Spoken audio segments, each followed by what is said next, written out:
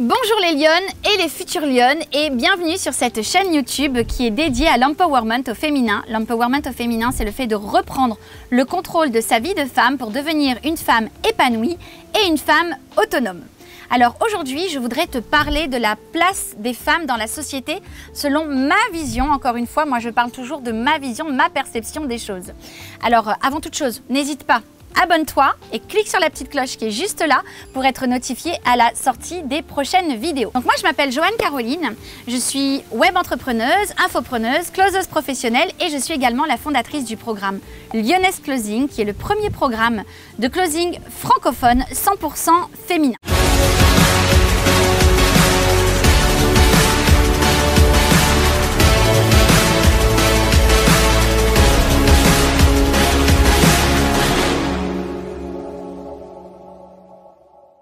Alors, j'ai décidé aujourd'hui de te parler de la place des femmes dans la société puisque c'est un sujet qui me tient de plus en plus à cœur. Alors, je le dis souvent, je ne suis pas une féministe extrémiste et je ne suis pas une féministe du tout. Je n'ai aucun problème avec les hommes. J'ai un mari, j'ai un fils, j'ai des frères, j'ai de très bonnes relations avec plein de potes hommes, il n'y a aucun souci avec ça.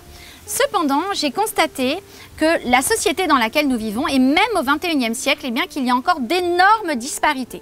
Effectivement, il y a encore beaucoup de femmes qui n'ont pas leur indépendance, qui n'ont peut-être même pas tout simplement leur mot à dire.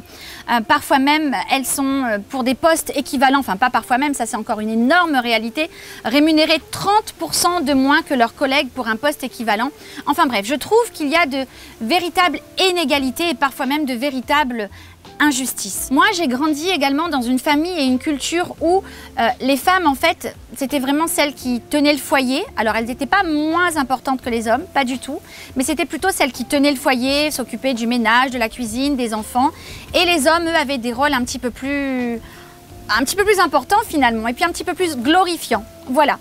Alors, je dis pas que c'est pas glorifiant de s'occuper de son foyer, bien au-delà, parce que moi, je l'ai fait pendant des années et pour moi, c'est vraiment quelque chose qui m'est cher. Cependant, quand je suis devenue maman en tout premier d'une fille. Et lorsque j'ai mis ma fille au monde, c'est vrai que j'ai réalisé en fait toutes ces inégalités. Je me suis intéressée à tout cela de plus près. En grandissant, j'ai aussi vu, quand elle avait envie de sortir, par exemple, ma fille, je m'inquiétais beaucoup plus. Et je disais toujours à mon mari, si ça avait été un garçon, je m'inquiéterais beaucoup moins. Parce qu'effectivement, on le sait très bien, il y a beaucoup plus de filles qui se font agresser qu'il n'y a de garçons. Enfin, en tout cas, ça a été longtemps le cas. Enfin voilà, je ne veux pas faire des généralités, mais on s'inquiète toujours plus pour les filles. Les filles ont toujours moins de choses à dire, on leur laisse moins la parole et elles ont des places moins importantes et pour des métiers équivalents, comme je disais, elles sont moins rémunérées. En fait, voilà, c'est toujours ça. Moins, moins, moins. En ce qui s'agit des femmes, à mon sens, c'était toujours moins, moins, moins. Et quand j'ai pris conscience, en fait, que je voulais devenir cette web entrepreneuse, c'était ça, en fait, le plus important pour moi. C'était vraiment de pouvoir devenir indépendante, donner ma voix, avoir ma voix au chapitre, montrer à mes enfants qu'il y avait cette voix au chapitre pour les femmes. Et d'ailleurs, ça a fait peur à mon fils. Je voudrais vous raconter une petite anecdote. C'est que mon fils, un jour, m'a dit « Mais maman, ça me fait peur parce qu'on dirait que tu n'aimes plus les garçons, tu es devenue féministe. » Bon, il était petit, donc il l'a dit comme ça.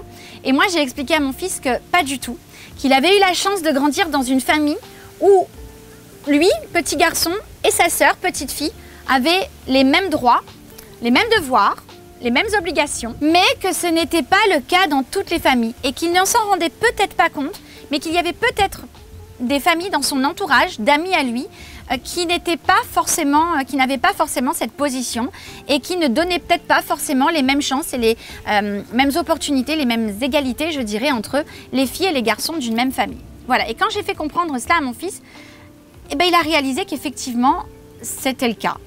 C'était le cas et là il m'a appuyée et donc ça m'a fait d'autant plus plaisir parce que j'avais en plus l'appui de mon petit garçon. Qui plus est, durant ma première année d'activité en tant que closeuse, il y a autre chose auquel j'ai été confrontée, c'est toutes ces prospects femmes qui prenaient des rendez-vous pour avoir des sessions de diagnostic pour pouvoir être conseillées parce qu'elles avaient des projets, des objectifs à atteindre, des rêves à concrétiser.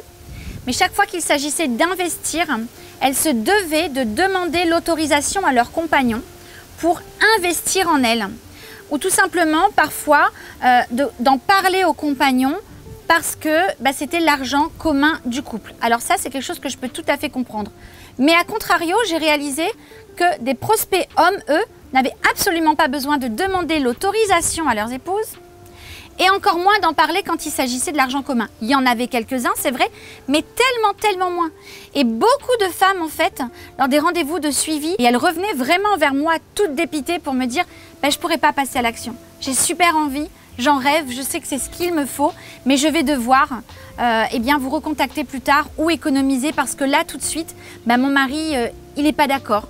Mon mari, il n'y croit pas. Mon mari, il croit que c'est une arnaque. Mon mari ne comprend pas pourquoi je veux changer ça ou ça. » Et cela, ça m'a énormément attristée. Non pas parce qu'au bout du compte, j'avais pas ma commission. Personnellement, là, je m'en foutais royalement. Mais bel et bien parce que je savais que c'était ce qu'il fallait à cette femme, cet accompagnement, qu'elle aurait pu avoir des résultats de malade, atteindre ses objectifs, apporter des transformations dans sa vie. Enfin, franchement, arriver à ce qu'elle souhaitait finalement au plus profond d'elle et elle ne pouvait pas passer à l'action.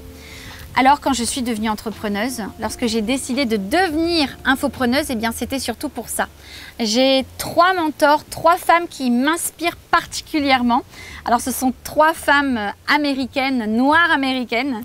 Il s'agit donc de Oprah Winfrey, également Michelle Obama et Tina Turner. Pour moi, ça, ce sont des femmes qui ont vraiment des états d'esprit de battantes, des lionnes, des femmes qui sont authentiques, des femmes qui assument vraiment leur féminité, leur puissance, qui sont capables de taper du poing sur la table, quel que soit d'où elles viennent, ce qu'elles ont fait, ce par quoi elles ont traversé. Parce que ces femmes, d'où qu'elles viennent, elles n'ont pas toujours été au top, elles n'ont pas toujours connu. Je ne sais pas comment.